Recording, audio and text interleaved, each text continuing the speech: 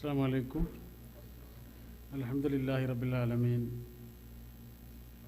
അല്ലാഹുമ്മ സ്വല്ലി അലാ മുഹമ്മദിൻ വഅലാ ആലി മുഹമ്മദ് കമാ സ്വല്ലൈത അലാ ഇബ്രാഹിമ വഅലാ ആലി ഇബ്രാഹിം വബാരിക് അലാ മുഹമ്മദിൻ വഅലാ ആലി മുഹമ്മദ് കമാ ബാറക്ത അലാ ഇബ്രാഹിമ വഅലാ ആലി ഇബ്രാഹിം ഇന്നക ഹമീദും മജീദ്.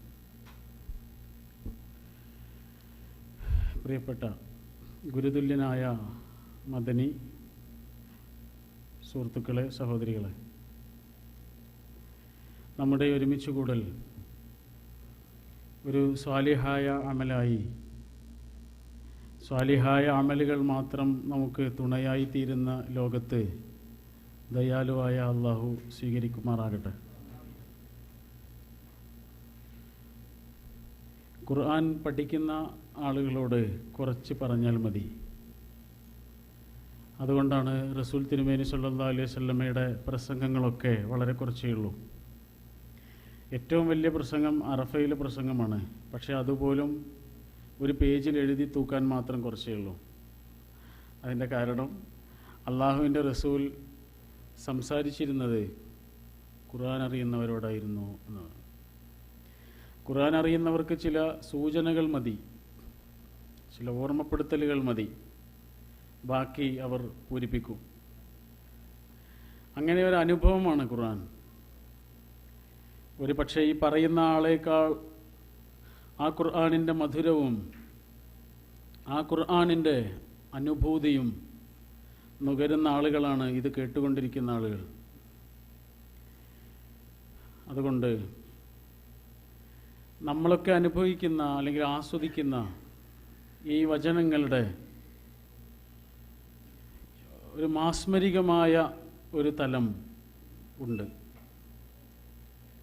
അത് വിശദീകരിക്കാനൊക്കെ വളരെ പ്രയാസമാണ്.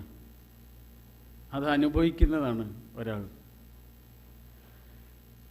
ചില കാര്യങ്ങൾ നമുക്ക് വിശദീകരിക്കാൻ കഴിയില്ല. നമ്മുടെ ശൈലിയോ നമ്മുടെ ഭാഷയോ അതിന് വഴങ്ങൂല. അങ്ങനെ ഒരു അനുഭവമാണ് ഖുർആനിൻ്റേത്.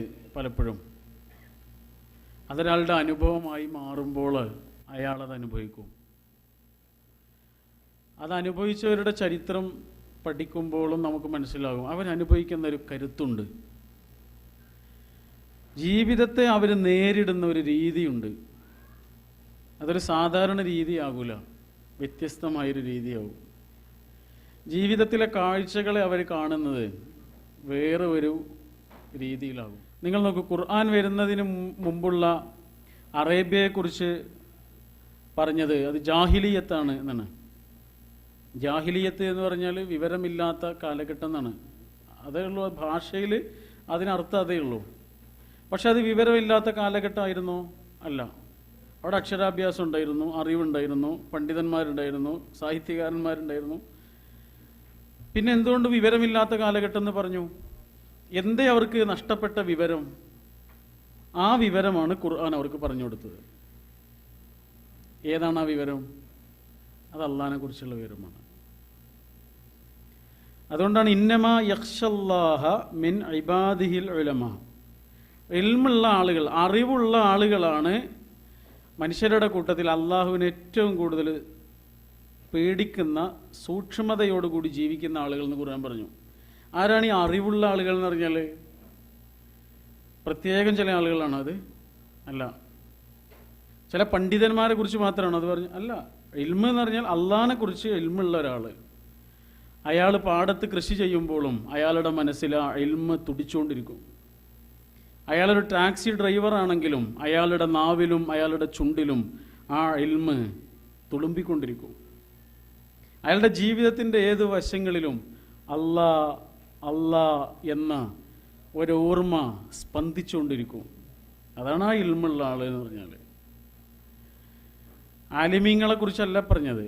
ഇൽമുള്ള ഒരാൾ, പ്രത്യേകമായൊരു പദവിയിലുള്ള ആളെ കുറിച്ചും അല്ല. ഏതൊരു സാധാരണ മനുഷ്യനും അള്ളാഹുവിനെ മനസ്സിലാക്കുമ്പോൾ അയാൾ അനുഭവിക്കുന്ന ഒരു ജീവിത രീതിയാണത്, ആ സൂക്ഷ്മത. ഒരേ സമയം ജീവിതത്തിന് വല്ലാത്തൊരു കരുത്തിരിക്കും. ഒന്നും നമ്മളെ അലട്ടുകയില്ല. മനസ്സിനെ കൺട്രോൾ ചെയ്യാൻ നമുക്ക് കഴിയുന്നു. മനസ്സ് നമ്മളെ എങ്ങാനും കൺട്രോൾ ചെയ്യാൻ തുടങ്ങിക്കഴിഞ്ഞാൽ ജീവിതമാകെ പാളിപ്പോവും. ഖുർആൻ നമ്മളോട് പറയുന്നത് മനസ്സിനെ നമ്മൾ കൺട്രോൾ ചെയ്യണമെന്നാണ്.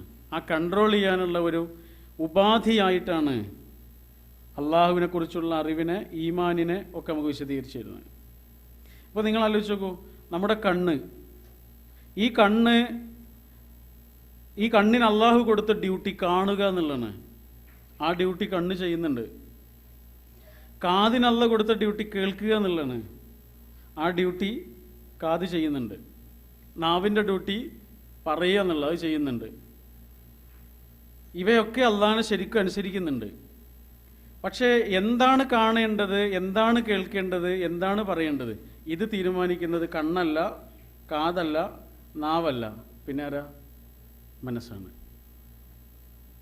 ആ മനസ്സ് നന്നായാൽ ബാക്കിയുള്ളതൊക്കെ നന്നായി.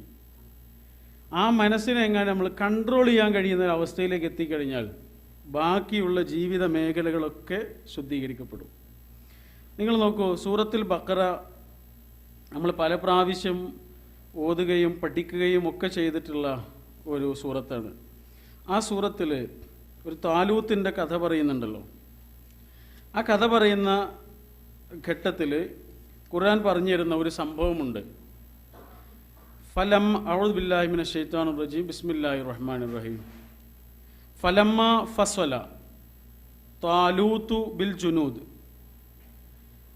സൈന്യവുമായി താലൂത്ത് ഒരു യുദ്ധത്തിന് വേണ്ടി പുറപ്പെടാൻ ഒരുങ്ങിയപ്പോൾ കാല, അദ്ദേഹം പറഞ്ഞു അവരോട്, ഇന്നല്ലാഹ മുബ്തലീക്കും ബിനഹരിൻ, അള്ളാഹു നമ്മുടെ വഴിയിൽ, നമ്മുടെ യാത്രക്കിടയിൽ ഒരു പുഴ കൊണ്ട് നമ്മളെ പരീക്ഷിക്കാനിരിക്കുന്നുണ്ട്.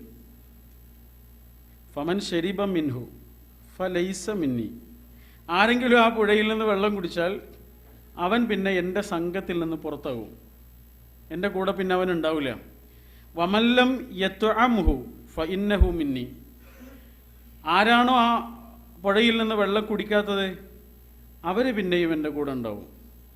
എന്നാൽ ഇല്ലാ മൻ ഇഗ്തറഫ ഗുർഫതൻ ബിയദിഹി, ഒരു കൈക്കുമ്പിൾ വേണമെങ്കിൽ കുടിക്കാം, അത്രേ അനുവാദമുള്ളൂ, അതിലേറെ കുടിക്കരുത്.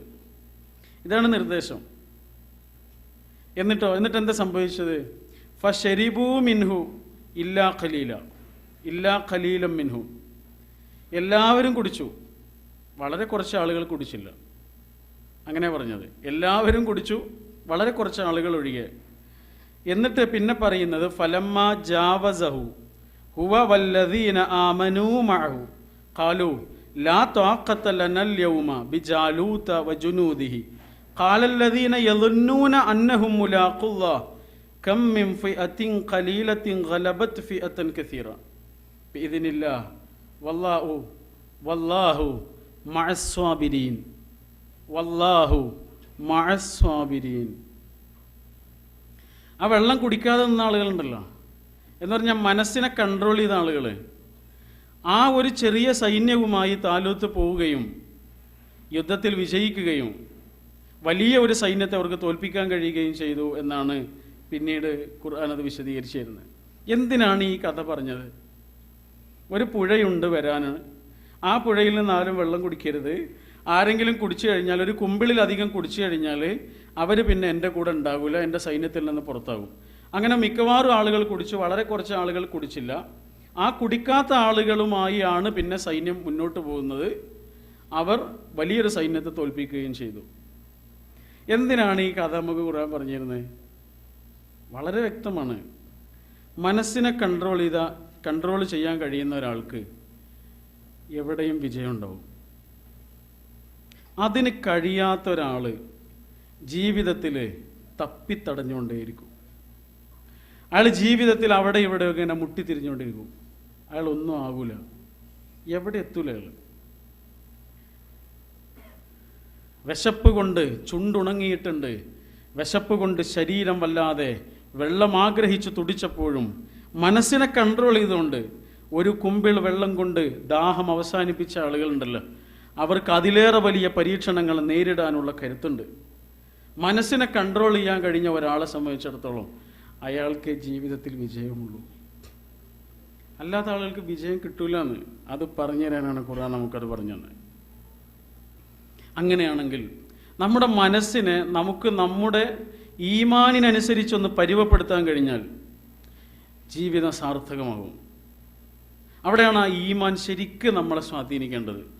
മനസ്സിനെ കൺട്രോൾ ചെയ്യുന്നൊരവസ്ഥയിൽ നമ്മുടെ സ്വകാര്യ ജീവിതത്തിലും പരസ്യ ജീവിതത്തിലും സാമൂഹിക ബന്ധങ്ങളിലും രാഷ്ട്രീയ ബന്ധങ്ങളിലും കുടുംബ ബന്ധങ്ങളിലും ഇണയോടൊത്തുള്ള ജീവിതത്തിലും മക്കളെ വളർത്തുന്നതിലും സാമ്പത്തിക ജീവിതത്തിലും കണ്ണിലും കാതിലും കരളിലും കാശിലും പ്രവർത്തനങ്ങളിലും എല്ലാം നമ്മളെ സ്വാധീനിക്കുന്ന ഒരവസ്ഥയിലേക്ക് ഈമാൻ എത്തണം. അതാണത്. ഇന്ന് ആ ഒരു സ്ഥാനത്തേക്ക് പല ആളുകൾ എത്തിക്കൊണ്ടിരിക്കുകയാണ്. അവിടെ നമുക്ക് എങ്ങനെയാണ് ഈമാനിനെ അനുഭവിക്കാൻ കഴിയുക? ഇപ്പോൾ നിങ്ങൾ എൻ്റെ കയ്യിലുള്ളൊരു സാധനം, ഒരു വെള്ളക്കുപ്പി, ഇത് നിങ്ങൾക്ക് സ്വന്തമാക്കണമെന്നുണ്ടെങ്കിൽ 2 മാർഗമുണ്ട്. ഒന്നുകിൽ എൻ്റെ അടുത്ത് നിന്ന് തട്ടിപ്പറിച്ചിട്ട് വാങ്ങാം, അല്ലെങ്കിൽ എന്നെ ഒന്ന് ഇക്കിളിപ്പെടുത്തിയാൽ മതി, അത് വീണു പോകും. നിങ്ങൾക്ക് വളരെ എളുപ്പത്തിൽ അതെടുത്തിട്ട് കൊണ്ടുപോകാം, ഓടിപ്പോകാം. ഇതാണ് ഇന്ന് ചെയ്യുന്നത്. ഏറ്റവും വിലപ്പെട്ടൊരു സംഗതി ഉണ്ടല്ലോ നമ്മുടെ കയ്യിൽ, അത് നമ്മുടെ ഈമാനാണ്. ആ ഈമാൻ നമുക്ക് നഷ്ടപ്പെടുന്നത് എങ്ങനെയാണ്? നമ്മളെ സങ്കടപ്പെടുത്തിക്കൊണ്ടല്ല, നമ്മളെ കരയിപ്പിച്ചുകൊണ്ടോ വേദനപ്പെടുത്തിക്കൊണ്ടോ അല്ല, നമ്മളെ ഇക്കിളിപ്പെടുത്തിക്കൊണ്ടാണ്, നമ്മളെ സുഖിപ്പിച്ചുകൊണ്ടാണ്. ഒട്ടും വേദനിപ്പിക്കാതെ സുഖങ്ങളിൽ അങ്ങോട്ട് അമർത്തിയിട്ട് അവർ കൊണ്ടുപോകുന്നത് എന്താണ്? നമ്മൾ കാണുന്ന കാഴ്ചകൾ, നമ്മൾ കേൾക്കുന്ന കേൾവികൾ, നമ്മൾ ഇടപെടുന്ന കാര്യങ്ങൾ, അവരൊക്കെ നമ്മളെ സുഖിപ്പിച്ചുകൊണ്ട് നഷ്ടപ്പെടുത്തുന്നത് ഏറ്റവും വിലപിടിപ്പുള്ള നമ്മുടെ ഈമാനിനെയാണ്. അവിടെയാണ് നമ്മൾ തിരിച്ചു പിടിക്കേണ്ടത്. അതിനെ കൺട്രോൾ ചെയ്യേണ്ടത് മനസ്സിനെ തന്നെയാണ്. തിരിച്ചു പിടിക്കുക. ഇന്നലെ ഉള്ള പ്രസംഗത്തിൽ നമ്മൾ പറഞ്ഞിരുന്ന ഒരു സൂചന, എന്താണ് ഈമാൻ എന്ന്? അത് വിശ്വാസമല്ലത്. വീണ്ടും വീണ്ടും നമുക്ക് ആവർത്തിച്ചു പറയാനുള്ള, നമുക്ക് ചർച്ച ചെയ്യാനുള്ള, സംസാരിക്കാനുള്ള, അങ്ങോട്ടും ഇങ്ങോട്ടും പറയാനുള്ള കാര്യം അതാണ്. അത് വിശ്വാസമല്ല. വിശ്വാസം എന്നൊരു അർത്ഥം അതിനുണ്ടാകാം, പക്ഷെ നമുക്കത് വേണ്ട. സ്വലാത്ത് എന്ന് പറഞ്ഞാൽ എന്താ അർത്ഥം? കണക്ഷൻ എന്നാണ് അർത്ഥം. പക്ഷെ ഖുർആൻ ഇറങ്ങിയപ്പോൾ എന്താണ് അർത്ഥം? മാറിയില്ലേ? സക്കാത്ത് എന്ന് പറഞ്ഞാൽ പ്യൂരിഫിക്കേഷൻ എന്നാണ് അതിൻ്റെ അർത്ഥം. ഖുർആൻ ഇറങ്ങിയപ്പോൾ മാറിയില്ലേ? ഹജ്ജ് എന്ന് പറഞ്ഞാൽ എയിം എന്നാണ്, ഉന്നം, ലക്ഷ്യം. ഖുർആൻ ഇറങ്ങിയപ്പോൾ മാറിയില്ലേ? എങ്കിൽ ഈമാൻ എന്ന് പറഞ്ഞാൽ വിശ്വാസം എന്നൊരു അർത്ഥം ഉണ്ടാകും, പക്ഷെ അതല്ല ഖുർആൻ ഉദ്ദേശിക്കുന്ന ഒരു ഈമാൻ. അതല്ല, വിശ്വാസമല്ല. നൂഹ് നബി അലൈഹി സ്വലാം അദ്ദേഹത്തിൻ്റെ സമൂഹത്തോട് ചോദിക്കുന്നുണ്ട്, വമാലക്കും, എന്താ മനുഷ്യരെ നിങ്ങൾക്ക് പറ്റിയത്? ലാ തർജൂന ലില്ലാഹി വഖാറ, ലാ തർജൂന ലില്ലാഹി വഖാറ. എന്താണ് നിങ്ങൾ അള്ളാഹുവിനൊരു വഖാറത്ത് കൊടുക്കാത്തത്? അതാണ് ചോദ്യം. എന്താ വഖാറത്ത്? വിശ്വാസ. വഖാറത്ത് എന്ന് പറഞ്ഞാൽ പരിഭാഷപ്പെടുത്താൻ പ്രയാസമുള്ളൊരു പദമാണത്. ഒരു ഗൗരവമാണ്, നമ്മുടെ ഉള്ളിലുണ്ടാകുന്ന ഒരു ജാഗ്രതയാണത്. നമ്മുടെ കണ്ണിനും നമ്മുടെ നാവിനും നമ്മുടെ മനസ്സിനും ലഭിക്കുന്ന ഒരു ജാഗ്രതയാണത്, ഒരു പേടിയാണത്. അങ്ങനെയൊക്കെയാണ് അത് വഖാറത്തിൻ്റെ അർത്ഥം. ഈമാനിനെ വിശദീകരിച്ച റസൂലുള്ളാഹി പറഞ്ഞു, മാ വഖറ ഫിൽ ഖൽബ്, അത് കൽബിലുണ്ടാകുന്ന ഒരു വഖാറത്ത്, കൽബിലുണ്ടാകുന്ന ഒരു ജാഗ്രത, അതാണ് ഈമാൻ. റസൂലുള്ളാഹി വിശദീകരിച്ചതാ. നൂഹ് നബി അലൈഹി സ്വലാം സമൂഹത്തോട് പറഞ്ഞത്, വമാലക്കും ലാ തർജൂന ലില്ലാഹി വഖാറ. റസൂലുള്ളാഹി ഈമാനിനെ വിശദീകരിച്ചത് മാ വഖറ ഫിൽ ഖൽബ്. ബാക്കി നിങ്ങളൊന്ന് ആലോചിച്ചാൽ മതി. ആ വഖാറത്താണ് നമുക്ക് തിരിച്ചു പിടിക്കേണ്ടത്. ഈമാനൽ വിശ്വാസം എന്നൊരർത്ഥത്തിനേക്കാൾ ഉപരിയായിട്ട് വഖാറത്ത് എന്നൊരാശയത്തിലേക്ക് അതങ്ങോട്ട് വന്നു കഴിഞ്ഞുണ്ടല്ലോ, വല്ലാത്തൊരു അനുഭവം എടുക്കും. അത് ഉറപ്പ് എന്നൊരു ആ അർത്ഥത്തിൽ ഈമാനിനെ നമ്മൾ ഉൾക്കൊണ്ടിട്ടൊന്ന് നിസ്കരിച്ചു നോക്കുക, വല്ലാത്തൊരു നിസ്കാരം ഇരിക്കും. അത് ഉറപ്പ് എന്നൊരർത്ഥത്തിൽ ഈമാനിനെ മനസ്സിലാക്കിയിട്ട് ഒന്ന് പ്രവർത്തിച്ചു നോക്കുക, നമ്മൾ വല്ലാത്തൊരു പ്രവർത്തനം ഇരിക്കും. അത് ഭൗതികമായ ഒരു പ്രലോഭനവും നമ്മളെ സ്വാധീനിക്കൂല. ഒരാൾ ചിരിച്ചോ എന്നോ, ഒരാൾ നമ്മളെ അംഗീകരിച്ചോ എന്നോ, ഒരാൾ അഭിനന്ദിച്ചോ എന്നോ, ഒരാൾ നമ്മളെ വഴക്ക് പറഞ്ഞോ എന്നോ, ശകാരിച്ചെന്നോ, അപമാനിച്ചുവെന്നോ നമുക്ക് സങ്കടം തോന്നുന്നതൊന്നും സങ്കടങ്ങളല്ല എന്ന് നമുക്ക് തിരിച്ചറിയും. ആ വെളിച്ചെടുത്തുമ്പോൾ വഖാറത്തിൻ്റെ ഒരു വെളിച്ചമുണ്ട്. ഈമാനിൻ്റെ ഉള്ളിൻ്റെ ഉള്ളിലേക്ക് കടന്നു വരുന്നൊരു വെളിച്ചം, മനസ്സിൻ്റെ ആഴങ്ങളിലേക്ക് പതിക്കുന്ന ഒരു തിളക്കം. ആ തിളക്കമാണത്, ഈമാനിൻ്റെ ഒരു തിളക്കം. അതാണ് പ്രവാചകന്മാരുടെ കഥകൾ പറയുന്നതിലൂടെ ഖുർആൻ നമുക്ക് പറഞ്ഞിരുന്നതാണ്. പ്രവാചകന്മാരുടെ കഥകൾ പ്രവാചകന്മാരുടെ കൂടെ ഉള്ളവരുടെ കഥകൾ പറയുന്നതിലൂടെ, സംഭവങ്ങൾ പറയുന്നതിലൂടെ ഖുർആൻ നമുക്ക് പറയുന്നുണ്ട്.